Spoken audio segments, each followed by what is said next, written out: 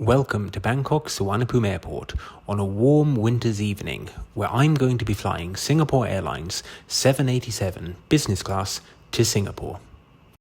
The flight from Bangkok to Singapore clocks in at just over 1,400 kilometers and takes approximately 2 hours airborne. If you like the video, please subscribe, it really helps my channel.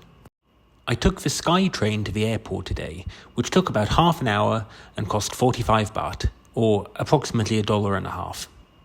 After going up 4 flights of escalators, which took a lot longer than I thought it was going to, I finally arrived at the concourse of Bangkok Suvarnabhumi Airport, which today was very busy as usual.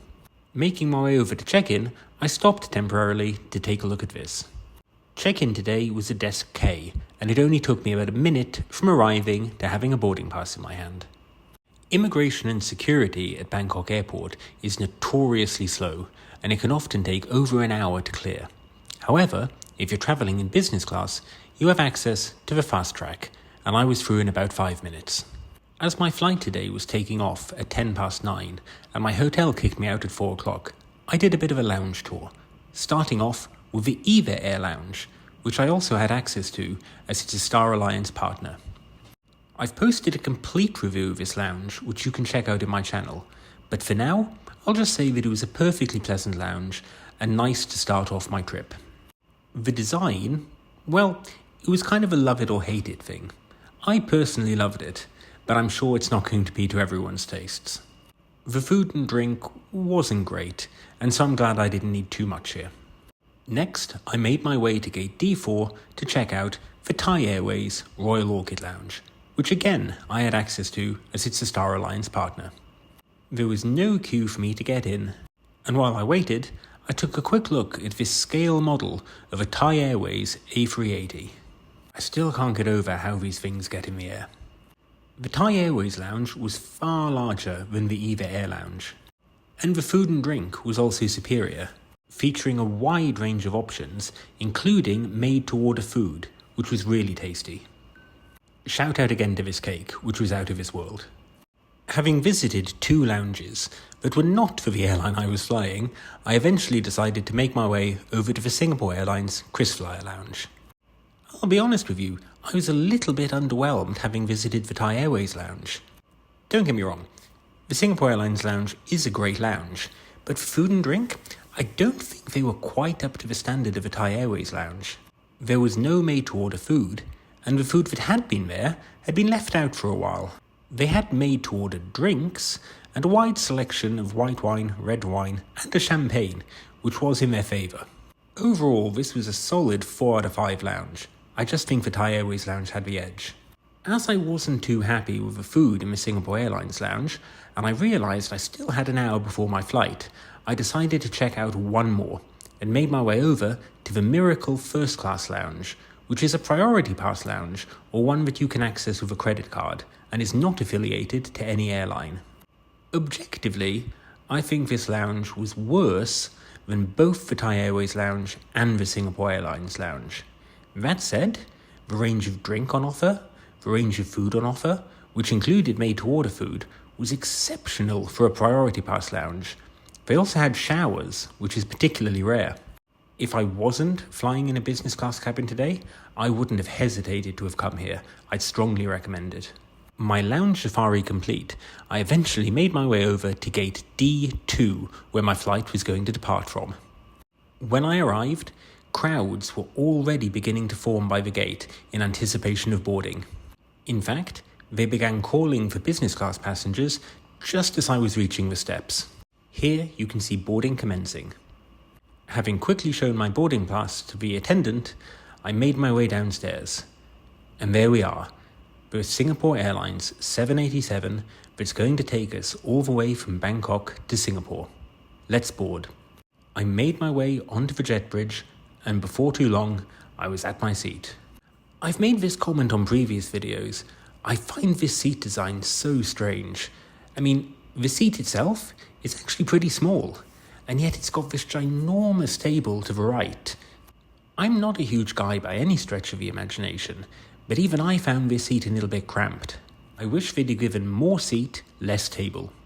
Behind the table was this little storage compartment, It came with headphones, a bottle of water, the menu, which I've since taken out, and also has some universal power sockets and USB-A style chargers.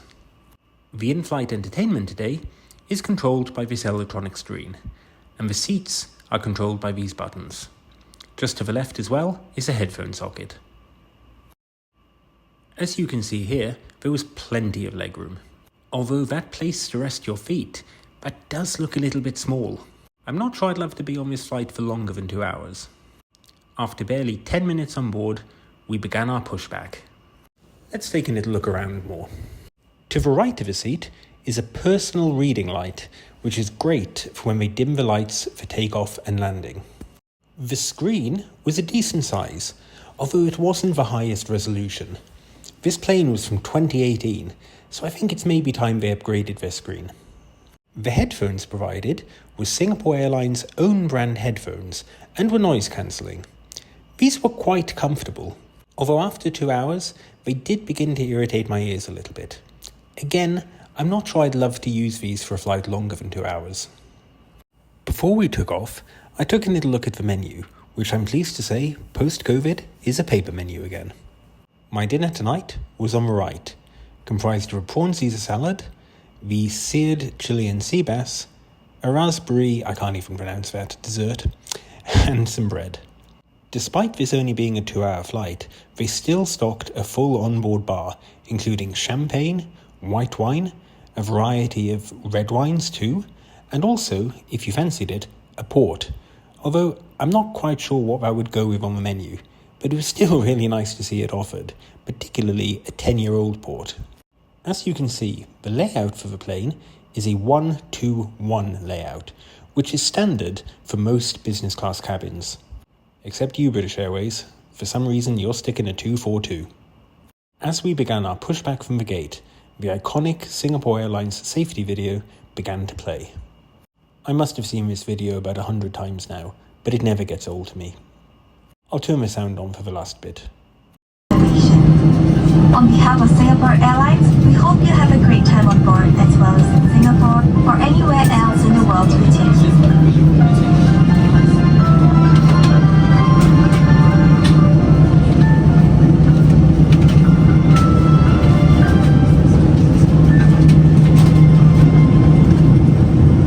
Having pushed back from the gate, we began our approach to the runway. I'll speed up the takeoff so as not to bore you too much. It took about 2 minutes from now to get airborne.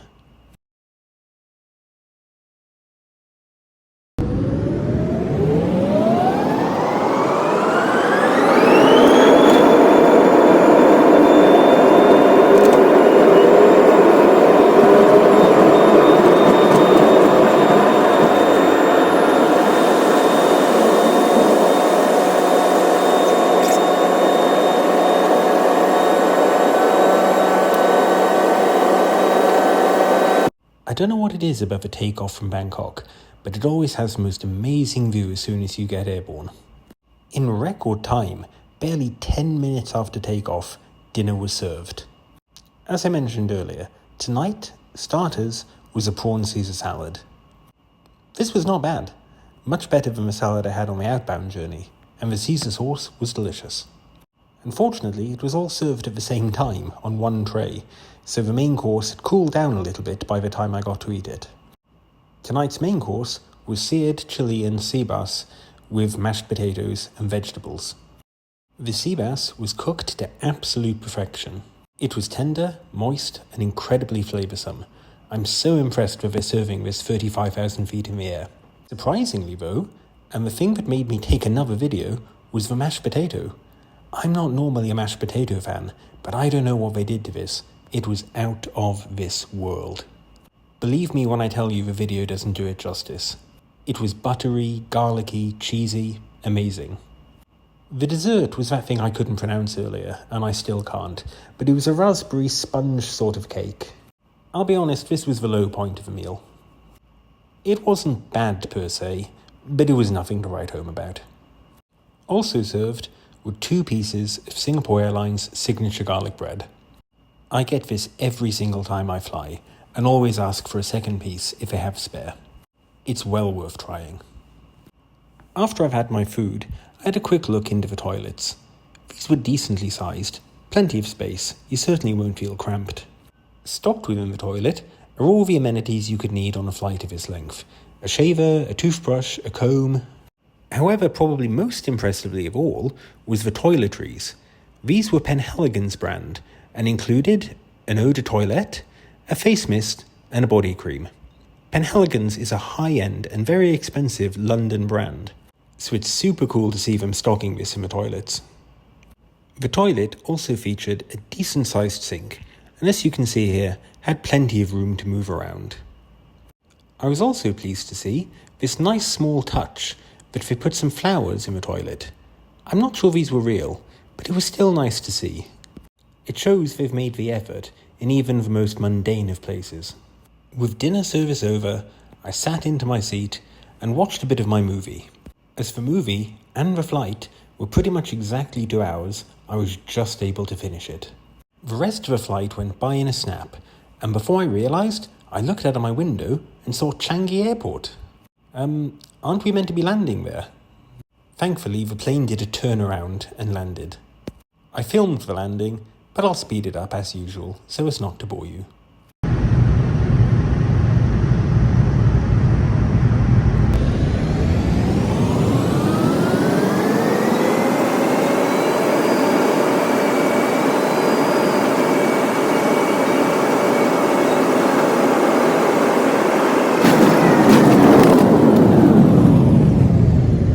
In no time at all, I was off the plane and into Singapore Changi Terminal 3.